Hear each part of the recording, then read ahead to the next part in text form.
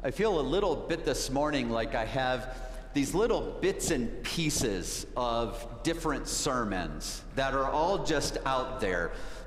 Little pieces that are trying to find their way together in some kind of cohesive manner. You might say that I had written a lot of sermons over the past years, and there were a few things that never quite got said in them. The little remnants that were just hanging out, that didn't really find their way into another sermon. So that's what you get this morning. Just these little remnants of leftover pieces that I hadn't included in other sermons, and we'll see if somehow they find their way together.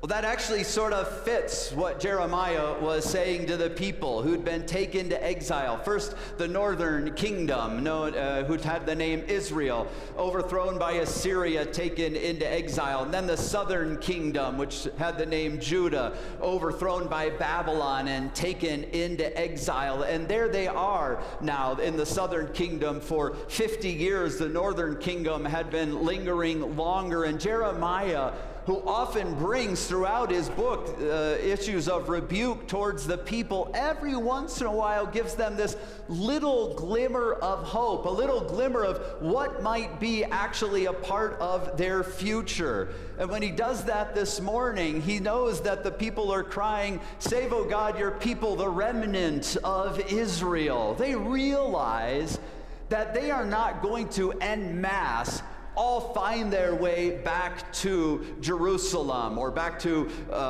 Samaria, if that's where they had established their temple and the seat of their kingdom. But Jeremiah lets them know they're going to get something back. Even if it's just a remnant of those who are in exile are allowed to go back, that will happen through God's power.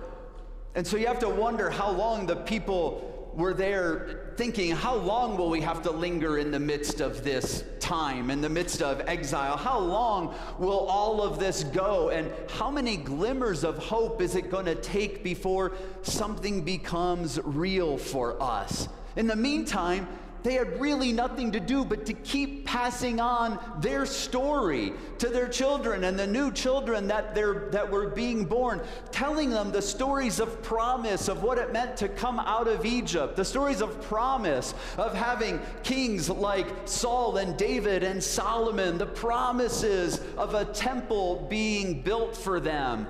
And then letting them know that, yes, those promises were lost, but now Jeremiah is saying lost just temporarily, but somehow a remnant, just a few might be able to go back and do something new.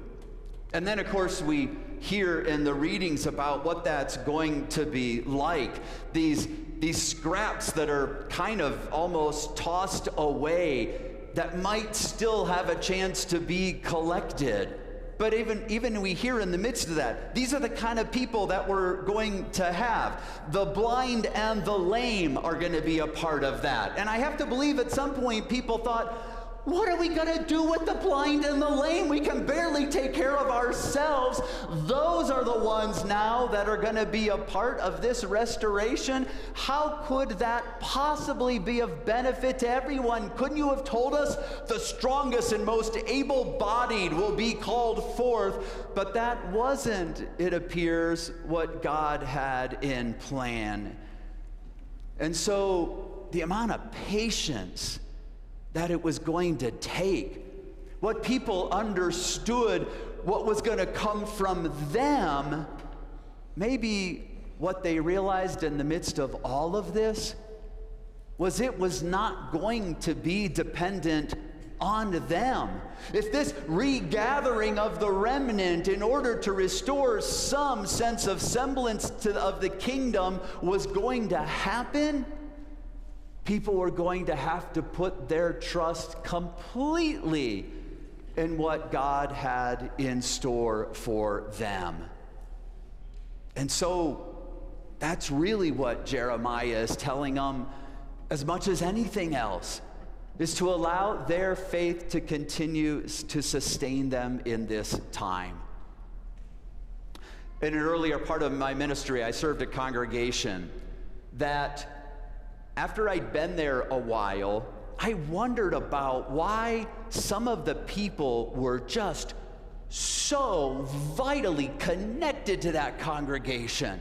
And as I learned a little bit more, I learned about the challenges that congregation had faced 10, 15 years before I had gotten there. How there had been a lot of people who had left the congregation over some challenges that had arose, but those who stayed were just so incredibly solid in their life in that congregation, because in a way they felt like they were the remnant. They were the ones who were called upon to hold it all together, to sustain it, to carry it in to God's future that they had planned. And so they did.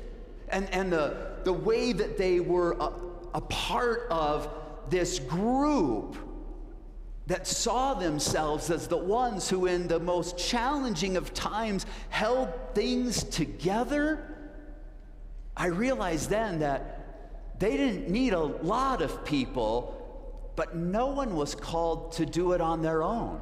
Nobody was called to be the one who was supposed to make all of this happen, but they were just supposed to find each other, to find out what they could do together again. And so they did. Makes me wonder how the disciples in the upper room felt on the night of Jesus' resurrection, before that news had really reached them, before they completely understood it. There they were, this little remnant that was left. In fact, they had all even fled when Jesus was arrested in the garden, and somehow they found themselves knit back together in that upper room, finding out what kind of faith they could share with each other that could sustain them in this most challenging time. And then when they got to a mountaintop later and Jesus told them what they were to do, that they were to be a blessing, that they were to baptize people to Samaria, to the ends of the earth, wondering what it might take for all of that to happen. They were, at that point, the ones who were tossed away, but now we're somehow regathered for God's purpose in that time. The psalmist that Leslie read, that you read with her, talks about that, recognizes those avenues and those aspects of hope that come into our lives, that create in us faith in the midst of the most challenging of times. And maybe that's where we get to our gospel reading. In some ways, we can read this and say, yes, we get it. Jesus healed a blind man. I've heard it before. I'll hear it again. We understand Jesus has that power. And yet when Jesus comes and speaks to the man, as he does in so many other healing opportunities, he talks to him about his faith. And I even wonder, in the midst of that, if there were some who, when he was shouting out, Jesus, Son of David, have mercy on me, if others were looking at him saying, it's time to give up, Bartimaeus. There's nothing that can be done for you. This faith that you're holding on to, where has it gotten you?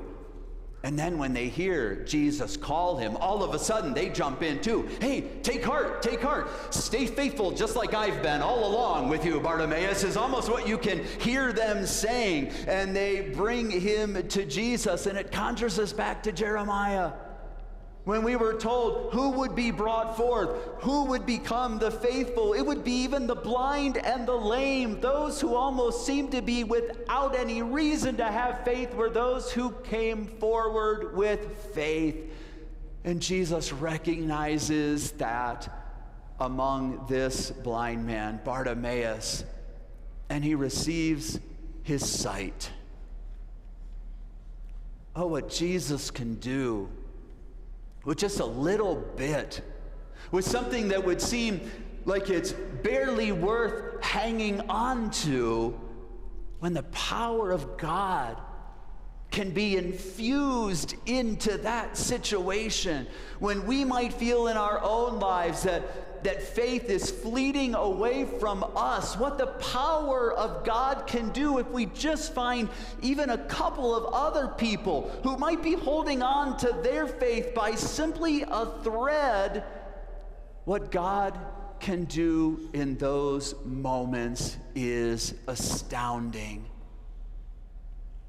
And so sometimes we might look at a congregation like Bethany and say, no, we're just fine. We're cruising right along here, as it might look collectively, and not realize that there might be some people in our midst who are just hanging on today, just wondering if anybody will be around them to share a little bit of their faith that they can collect together, because they still want to see what it is, not that God could do for the masses, but just to be a reminder of what God can do for them. Because sometimes even our own faith lives can become tattered, almost feel like our faith is going to be tossed away. It's in that moment that we say to God, save this person, oh God. I still have a remnant of faith. Let me be connected to somebody else, that I could see what it is you're trying to do with that. And so we are a group of people who can walk into worship on a Sunday morning and look very put together and realize we might be but scraps, ready to be tossed away, if not for the fact that we choose to be together. And in that, in this place, and in this time, God might be saying, be together. And just wait and see what God has in store. Amen.